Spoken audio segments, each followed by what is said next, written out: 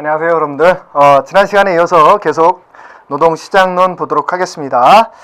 자, 274페이지 예상 문제로 하나 해본 게 지금까지 설명드렸던 내용들입니다. 다음 후방 굴절형 노동 공급 곡선의 의미에 대하여 설명하시오 라는 것에 대해서 얘기했다라는 거죠. 그래서 그래프를 아예 그려놓고 그 그래프에 대한 의미를 쓰시오라고 해놨다라는 거죠. 그래서 우리 그래프대로만 설명한다면 Q1이라는 게 여기 있고 그 다음에 Q2가 있고 그 다음에 이쯤에서 Q3 이런 식으로 돼 있고, 그러니까 여기서 시작해서 그래프로 보면 이렇게 갔다가 이렇게 후방 굴절하는 이 내용에 대해서 쓰라는 거죠. 결국은 여러분들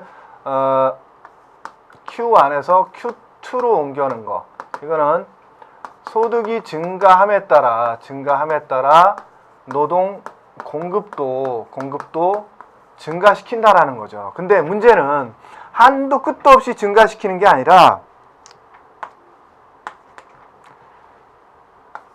Q2에서 Q3로 가는 것을 보면 소득이 증가하더라도 오히려 노동 공급은 감소하더라는 거죠. 왜?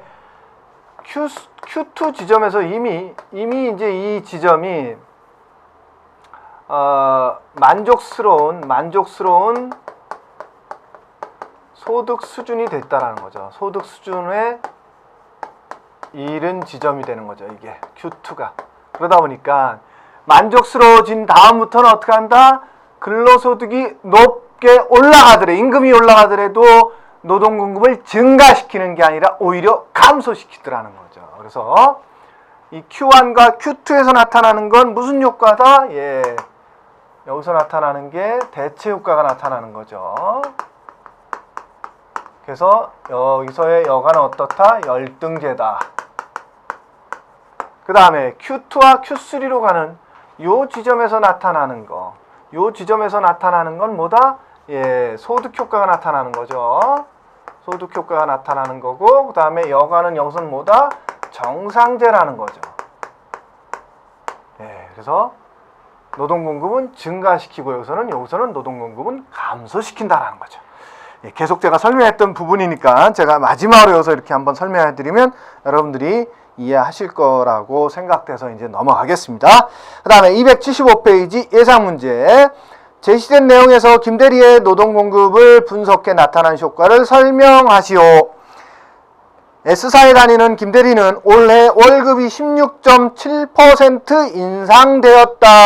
그래서 김대리는 평소에 취미로 즐기던 낚시를 본격적으로 배우기 위해 전에 잘 사용하지 않던 연월차를 낚시 배우는데 모두 할애하기로 하였다. 예, 월차는 좀 시대에 뒤떨어진 얘기긴 하지만 어쨌든 그럼 연차를 다 쓰는 걸로 해봅시다. 어쨌든 연차를 낚시 배우는데 모두 할애하기로 하였다라는 거죠. 그러면 지금까지는 김대리 입장에서는 어디에 있었다? 여기에 있었다라는 거죠.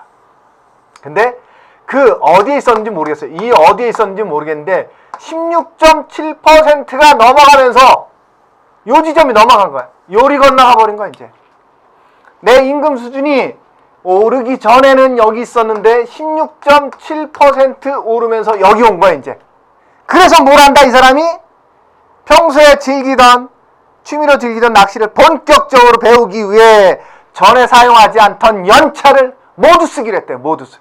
결국 뭐야? 근로시간을 줄여서라도 내 여가를 쓰겠다라는 거죠. 소비하겠다라는 거죠. 그래서 결국은 그 나타낸 효과를 설명하래요. 결국은 그 효과가 뭐예요? 예, 지금 여기 했던 것처럼 소득 효과가 나타났다는 소득 효과. 예. 자, 이제 정리해 볼게요. 이 문제에 대해서는 김대리의 원래 임금에서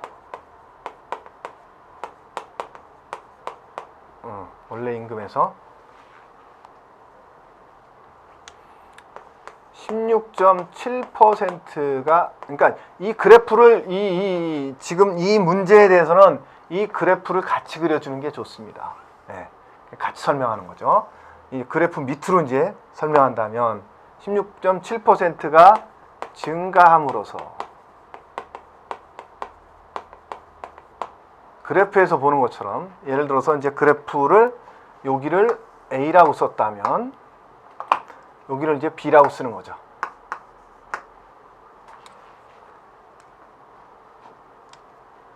A 구간에 있다가 A 구간에서 B 구간으로 이동한 것으로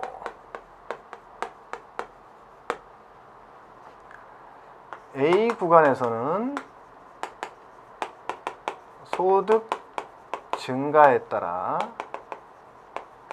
노동 공급을 증가시켰지만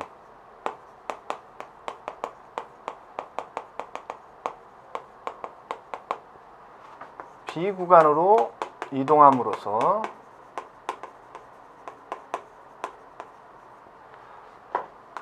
소득이 증가하더라도 노동 공급을 증가시키기보다는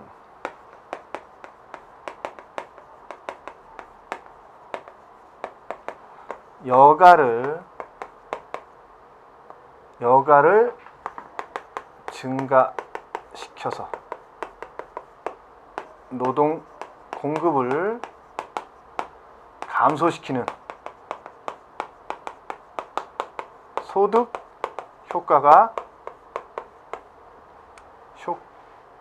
효과가 나타난다. 네, 이렇게 적으면 된다는 거예요.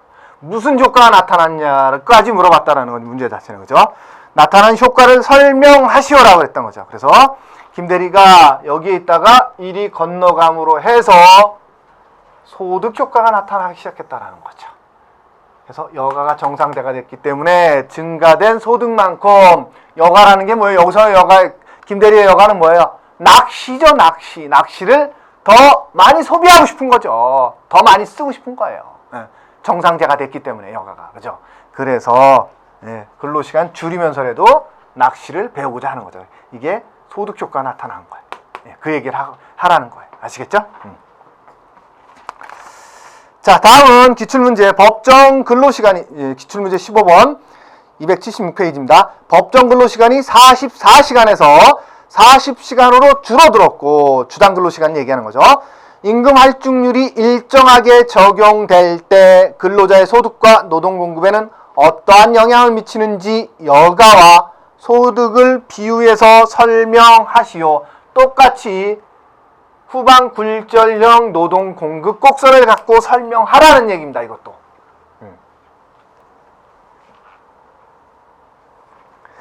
자, 주에 44시간 하던 사람이 주에 40시간으로 바뀌어버렸어요. 그러면 임금 할증률이 일정하게 적용된대요.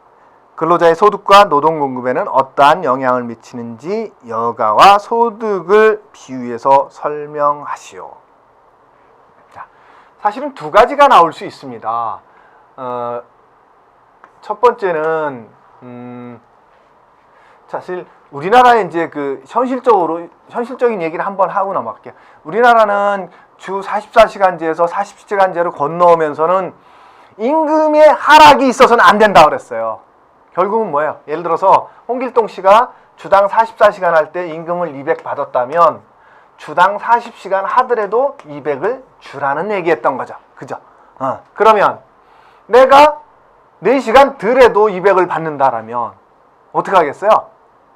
첫 번째, 소득이 만족스러운 경우와 또 그렇지 않은 경우로 나눠졌어요. 소득이 만족스러운 경우, 소득이 불만족스러운 경우. 소득이 만족스러운 경우라면 어차피 내가 44시간 하던 걸 40시간만 해도 똑같이 만족스러운 상태인데 내가 거기서 더 일을 왜? 안 하죠. 근로시간 늘리지 않는다라는 거예요. 근데 소득이 불만족스러웠던 사람이에요. 근데 근로시간까지 줄었어. 그럼 어떻게 해? 더 늘려야지 어떻게 해. 늘려서 부족하진 내 소득 더 늘려야지.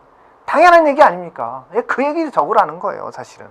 그래서 근데 이제 여기서 여가 소득을 비유해 설명하라는 얘기는 이제 그거를 갖고 설명하라는 건데, 소득이 만족스러운 상황이라면 이 사람은 이 구간으로 보면 B 구간에 있는 사람이에요. 그리고 여기서 소득이 불만족스러운 사람은 뭐 A 구간에 있는 사람이죠.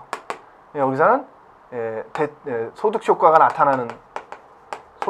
크게 나타나는 구간에 있던 사람이고, 이 사람 입장에서는 대체 효과가 크게 나타나는 구간에 있던 사람인 거죠. 그러다 보니까 이런 경우에는 어떻게 한다? 근로시간을 줄이거나 늘리지 않는다라는 거죠. 근데 이런 경우에는 근로시간을 늘려서 소득을 증가시키려고 하죠.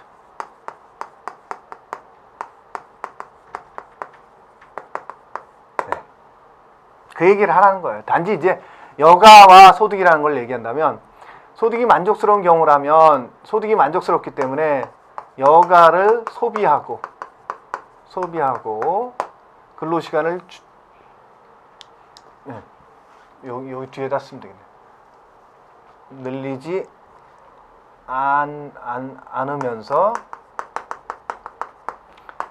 여가를 늘리고자 한다라는 거죠.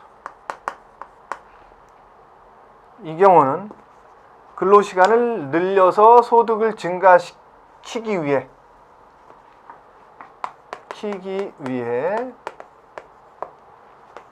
여가를 포기하고 근로시간을 늘린다. 이렇게 적으면 되는 거예요. 아시겠죠? 예. 어렵지 않습니다. 자, 그 다음에 기출 16번. 인기 탤런트 A양은 국내 대재벌기업 회장의 외아들인 B씨와 결혼을 발표하였다. 예, 실제로 이런 사람들이 있었죠. 예, 우리 현실에 특히 이제 여자 여배우와 재벌가의 그런 결혼이 조금 있었죠. 특정 연예인을 좀 지칭해서는 좀 그렇지만 고모 씨도 있었고 몇 분이 좀 계시죠. 자, A양이 결혼 이후 계속해서 경제활동에 참여할 것인지 아닌지 여가와 소득의 선택 모형에 의해 결정하고 그 이유를 설명하시오. 예. 사실은 이것도 이 후반 굴절형 노동 공급 곡선 갖고 설명할 수 있는 건데요. 자, 일반적인 경우부터 일반적이라면 비노동 소득, 여기서 비노동 소득은 뭐야? 남편의 재산이 엄청나잖아요. 그러면 그거 아내가 쓸 수 있어요, 없어? 쓸 수 있죠. 그럼 뭐야? 비노동 소득이 엄청나게 증가한 거잖아요. 비노동 소득이 증가하면 뭐 한다? 경제활동 참가율은 어떻게 한다? 예, 낮추는 거죠. 안 하거나. 경제활동 참가는 율은 낮아진다는 거죠. 그런데 문제는 자, A양이 경제활동 참가를 낮출 건데 이럴 수도 있잖아요, 여러분들. 내가 여배우인데 정말 돈 때문에 배우 생활을 했던 사람이 아니라 내가 정말 배우로서였던 스크린에 비춰지는 거 혹은 연극 무대에 올라서 나의 모습, 이런 것들이 정말 중요했던 배우로서였던 가치를 지니고 있던 사람이라면 어떨까요? 상관없는 거잖아요. 출연료와는. 내가 예전에는 결혼하기 전에는 예를 들어서 회당 몇 억을 받았던 사람이라면 지금 결혼한 다음에는 내가 수십억 수천억의 재산이 있는 집에 갔는데 그게 중요해. 그거 없이도 나는 출연할 수 있다라는 거죠. 그죠? 그래서 출연료가 중요하지 않았던 사람일 경우에는 혹시 모르죠. 그것에 대해서 배우로서의 어떤 명성이나 이런 걸 그러면 출연료에 연연하지 않고도 더 좋은 작품이라면 내가 노개런티로도 출연할 수 있을 거 아니에요. 그죠? 가치관의 문제라는 거예요. 가치관.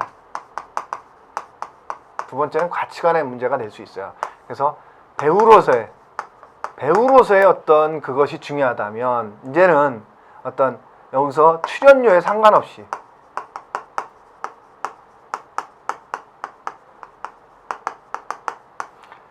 좋은 작품이나 혹은 본인이 마음에 드는 작품에 대해서는 더 많이 출연할 수도 있을 거라는 거죠. 근데 그렇지 않고 출연료가 중요했던 배우라면, 출연료 자체가 중요했던 배우라면 뭐였어요? 안 나와줘 이제. 왜? 내 돈 벌기 위해서 배우 출연했던 거란 말이에요.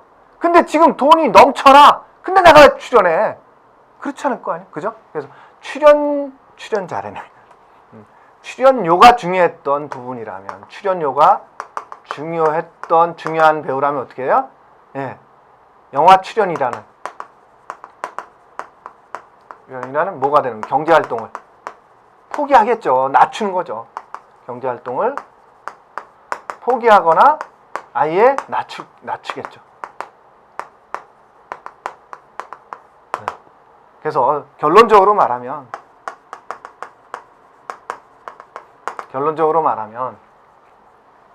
아까 얘기했던 것처럼 일반적으로 비노동소득이 증가하면 경제활동 참가율은 낮추지만 이 여배우 A가 갖는 가치관에 따라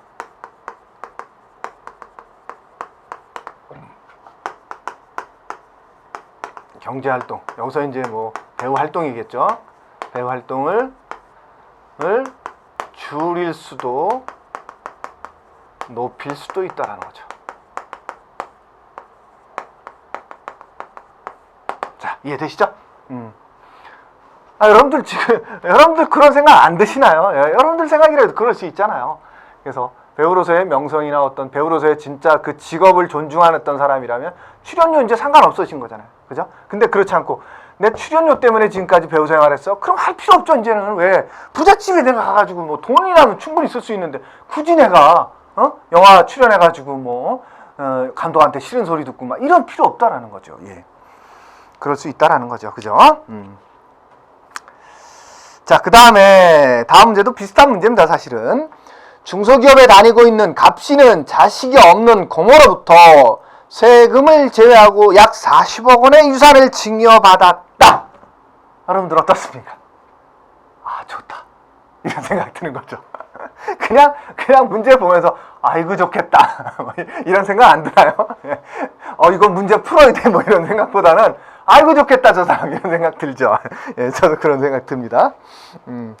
갑씨가 계속해서 경제활동을 할 것인가 결정하기 위해서 노동자의 여가와 소득의 선택 요령을 활용했을 때 어떤 결정이 나올지 또 그 이유는 무엇인지에 대해서 설명하시오. 마찬가지 얘기입니다. 지금 여배우가 갑자기 소득이 막 급증한 거랑 비슷한 거죠. 재벌가의 며느리로 들어간 거랑 똑같은 거죠. 갑자기 소득 증가. 그래서 첫 번째인 거야. 일반적으로 비노동소득이 증가하면 경제활동 참가율은 낮아진다라는 거죠. 그런데 갑씨의 생각이 어떠냐에 따라서, 그죠? 그래서 소득만을 중시하는 사람이냐, 혹은 가치관이나 혹은 사회에 기여하는 것, 이것에 대한 생각들이 많으냐에 따라서 달라지겠죠. 그래서 소득만을 중시하는 사람 같으면 당연히 이제부터는 안 나가는 거죠. 40억 갖고 왜 평생 동안 먹고 살아도 되는데 뭐로 나가 내가 이런 거죠. 왜 나가서 부장이나 사장한테 싫은 소리 들으면서 그 직장 생활에 나 40억이면 평생을 먹고 살겠다. 야, 나 집에서 그냥 탱자 놀래. 뭐 이런 생각할 수 있죠. 그러면 당연히 경제활동 참가율은 그냥 제로가 돼버리는 거죠. 근데 그렇지 않아요.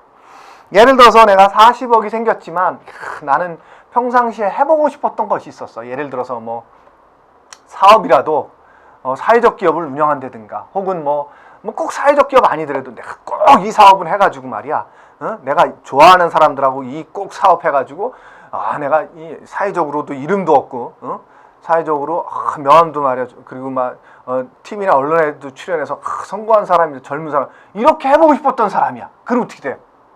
그거 투자해서 경제활동 하겠죠. 회사 만들어서. 그럴 거 아닙니까? 그럼 경제활동이 오히려 지금 직장생활 했던 것보다 더 늘어날 수도 있어요. 그죠? 그런 거예요. 그래서 가치관이나 사회적 어떤 기여에 이 어떤 그 사람의 생각이 있던 사람이라면 오히려 경제활동 참가율이 더 높아질 수도 있다는 거죠. 그래서 이것도 마찬가지예요. 결론적으로는 A씨가 갖는 생각이 어떠냐에 따라서 경제활동 참가율이 증가할 수도 있고 감소할 수도 있다라는 거죠. 그러나 일반적으로라면 비노동소득 혹은 소득이 증가함으로 해서 어디에 있어요? 사람들이 주로 이 B구간에 있게 된다라는 거죠. 그럼 B구간에서는 뭐야? 근로시간을 줄인다라는 건 뭐야? 경제활동 참가를 줄인다라는 거죠. 예, 그러면서 뭘 더 선호하고 즐긴다? 여가라는 걸 즐긴다라는 거죠. 여가. 예, 결론적으로 그 얘기를 해주면 돼요. 그럼 더. 지금 얘기했던 것처럼 가치나 이런 거에 따라서 경제활동을 높일 수도 있고 줄일 수도 있지만 또한 일반적으로 봤을 때 일반인의 경우에서는 비노동소득 증가에 따라서 여가라는 걸 소비시키기 위해서 근로시간을 줄인다라는 거죠. 그러나 그렇지 않고 이 사람이 사회적 어떤 가치관이나 사회적 기여하는데 굉장히 목적을 가진 사람이라면 오히려 경제활동 참가를 더 늘릴 수도 있다. 이렇게 적용된다라는 거예요. 아시겠죠? 자, 우리 교재는 어떻게 적어 있나 볼까요? 한번 읽어봅시다. 중소기업에 다니고 있는 갑씨는 고모로부터 40억 원의 유산이라는 비노동소득을 얻게 될 경우 갑씨의 보상요구 임금 상승과 소득과 여가의 선호에 의한 분석에 의하면 경제활동 참가율은 낮아지게 된다. 일반적인 경우라면 그렇다라는 거죠. 비노동소득이 이렇게 여기 복잡하게 쓸 필요. 비노동소득이 높아지면 증가하면 경제활동 참가율은 낮아진다라는 거죠. 이렇게 쓰면 돼요. 그러나 생산적인 활동이 가져오는 보람과 사회적 인식을 중시하는 경우에는 노동 공급을 계속해서 일과 여가의 조화로운 생활을 할 수도 있다라는 거죠. 그래서 A씨의 생각에 따라 달라질 수 있다. 이렇게 적으면 정답이라는 거죠. 아시겠죠? 예. 제가 지금 말씀드린 거나 여기에 나온 내용이나 다르지는 않을 때 조금 다르게 표현했을 뿐인 거죠. 네, 아시겠죠? 자, 다음은 2005년 실업률은 2.6%였으나 2006년에는 6.8%로 증가하였고 경제활동 참가율은 2005년에는 62.2%에서 2006년에는 60.1%로 하락하였다. 자, 문제를 정리해 볼게요. 항상 숫자가 나오는 문제들은 옆에다가 정리해보는 연습을 해보세요. 그래서 연필 가져가라는 거. 2차 시험 볼 때는 연필 가져가십시오. 예, 연필 계산할 수 있게. 그래서 자, 첫 번째는 실업률이었어요. 실업률은 2005년과 2006년 했을 때 2005년은 2.6%, 2006년에는 6.8%. 두 번째 경제활동 참가율이죠.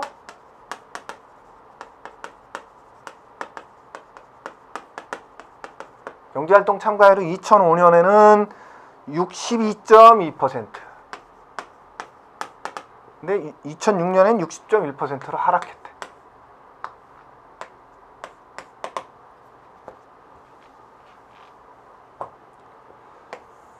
자, 실업률은 오히려 증가한 거죠. 2006년에 오면서 증가한 거예요. 실업률은 증가했어. 근데 경제활동 참가율은 오히려 감소했어. 자, 이거 보면 여러분들 생각나는 거 없나요?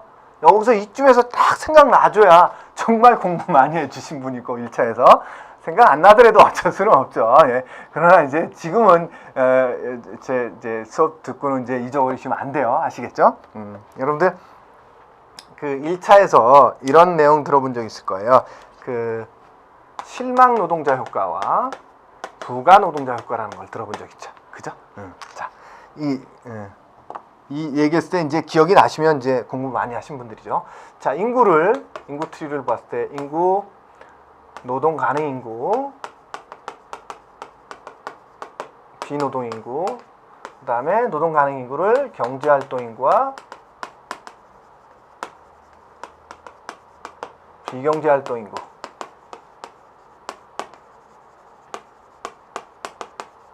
근데 경제활동 인구는 뭐로 나눠진다? 취업자와 실업자로 나눠지는 거죠. 자, 그래서 간단히 얘기해서 실망 노동자 효과는 여기 있던 사람들이 이쪽으로 내려오는 걸 실망 노동자 효과라고 표현하는 겁니다. 아시겠죠? 말 그대로 실망해서 포기한 거야. 아이고, 얘 내가 여기 있어도 힘들구나. 차라리 집에 가서 놀자. 그래서 포기하고 집에 간 거야. 이게 실망 노동자 효과인데, 반대로 비경제활동 인구에서 경제활동 인구로 건너가는 걸 부가 노동자 효과라고 그래요.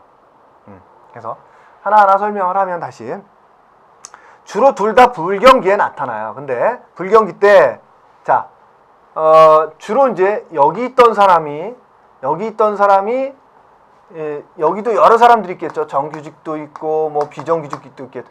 근데 정규직에 있던 사람이 비정규직으로 오거나 혹은 취업자에 있던 사람이 실업자에 오거나 이럴 때 실망해서 야, 이렇게 내가 노력했는데도 취업이 안 되네. 차라리 그냥 집에 가서 좀 쉬자 해서 이제 구직 활동을 접고 아예 집으로 들어가는 거. 이게 실망 노동자 효과인 거죠.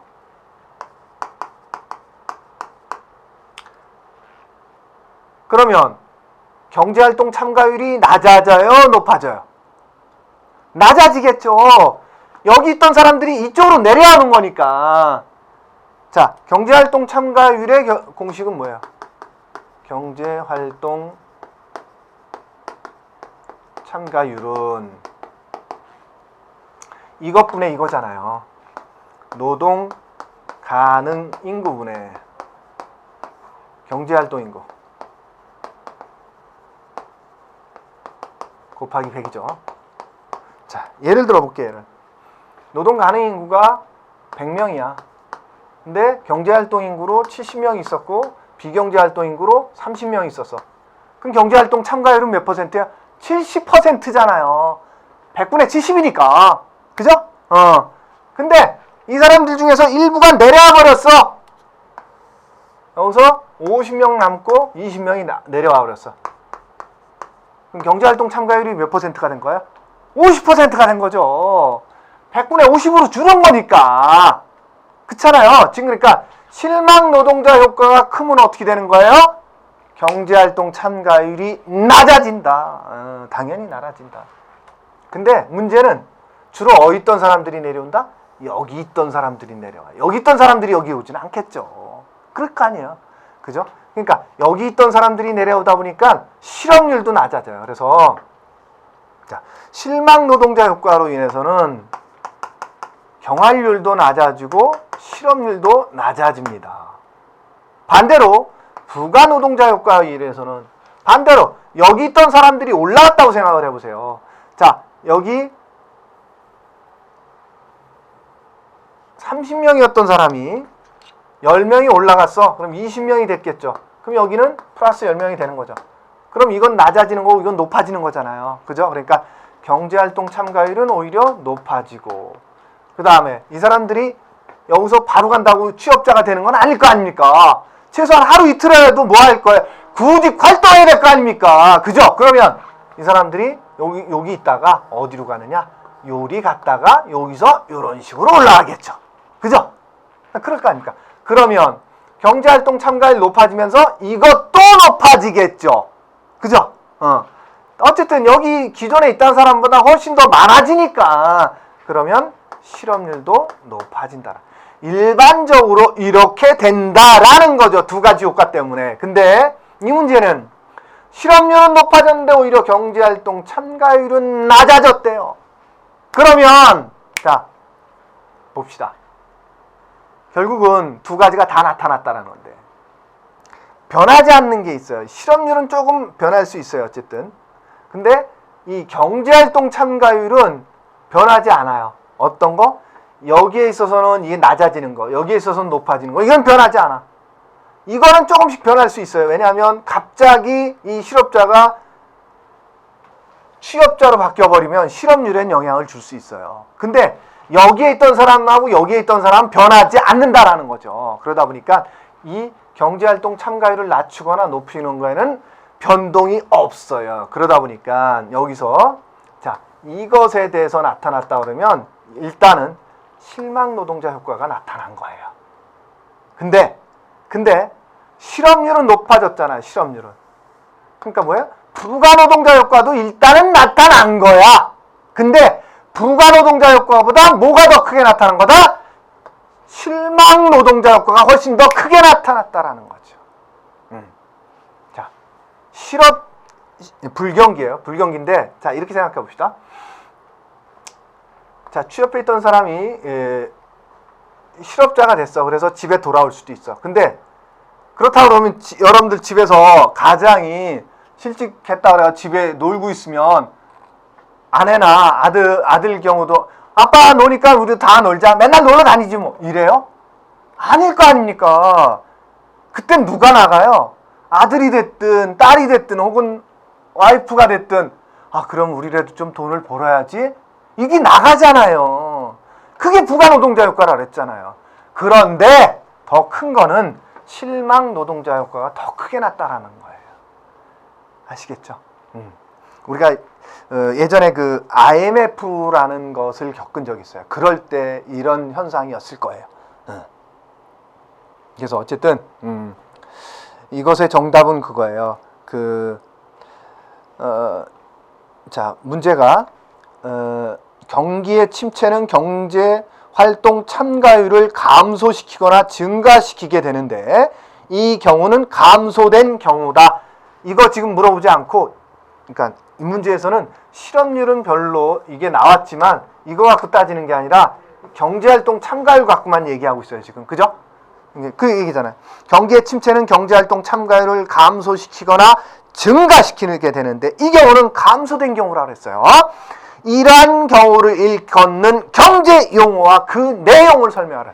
그래서 이거는 중요하지 않고 이것에 대해서만 설명하라 이런 얘기했던 거죠. 그러면 경제활동 참가율이 낮아졌으니까 당연히 실망 노동자 효과라는 거죠. 네, 그러면 자, 그 얘기 쓰면 되는 거죠. 이제.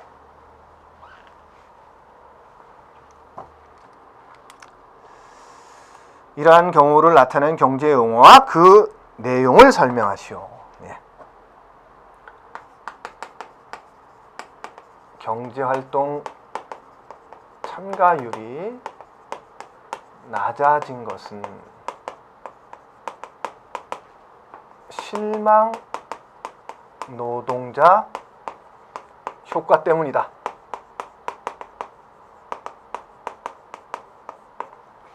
실망 노동자 효과란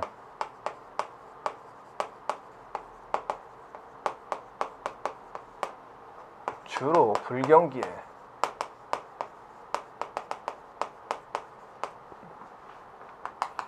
실직하거나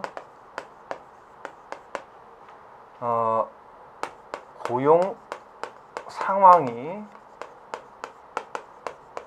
불안정해진 근로자가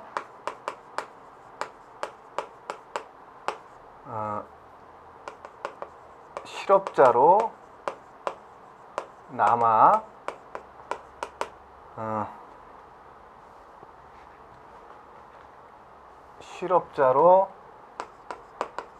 남아 있지 않고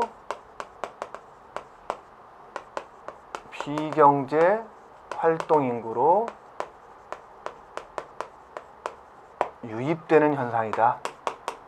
유입되는 현상으로 이로 인해 경제활동 참가율이 낮아진다.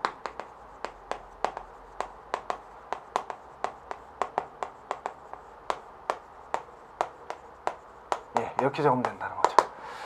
어차피 부가노동자 효과라는 건 나왔기 때문에 그것까지 설명드리고 끝낼게요.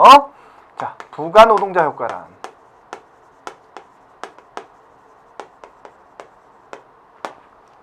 이것도 주로 불경기에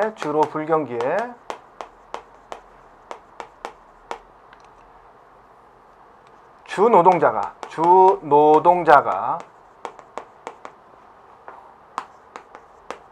실직하거나 노동 소득이 급감할 경우, 급감할 경우, 부족해진 노동 소득을 만회하기 위해 부가 노동자가 경제 활동 인구로 유입되는 것으로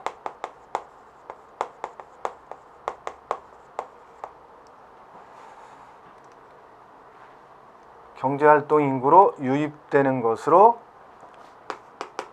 경제활동 참가율을 높인다.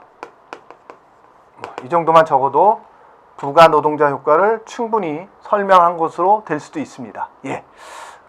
뭐 여기서 경제활동 참가율도 높이면서 실업률도 높인다. 이것도 적어도 돼요. 실업률도 높인다. 이렇게 하나 더 들어가도 될 것 같습니다. 어차피 실업자를 거쳐서 취업자가 되는 거니까요. 자, 이렇게 적으면 실망 노동자 효과에 대한 것들과 부가 노동자 효과에 대한 것들을 다 여러분들이 적을 수 있는 거죠. 자, 이 문제에서는 어쨌든 저는 이 문제가 딱 물어본 게 경제활동 참가율에 대해서만 물어봤기 때문에 그렇지, 이 두 가지 실업률은 낮아졌는데 실업률은 높아졌는데 경제활동 참가율은 낮아진 이 두 가지 원인에 대해서 적으라고 한다면 여러분들 입장에서 그렇게 적어야 돼요. 주로 불경기에 실망 노동자 효과, 부가 노동자 효과가 동시에 나타날 수 있는데, 이 경우라면 부가 노동자 효과보다는 실망 노동자 효과가 좀 더 크게 나타났기 때문에 경제활동 참가율은 낮아지고 실업률은 증가한 것이다. 이렇게 적으면 정확한 정답이라는 거죠. 아시겠죠? 예. 자, 이렇게 해서 이 시간에 마치도록 하겠습니다. 여러분들 수고 많으셨습니다.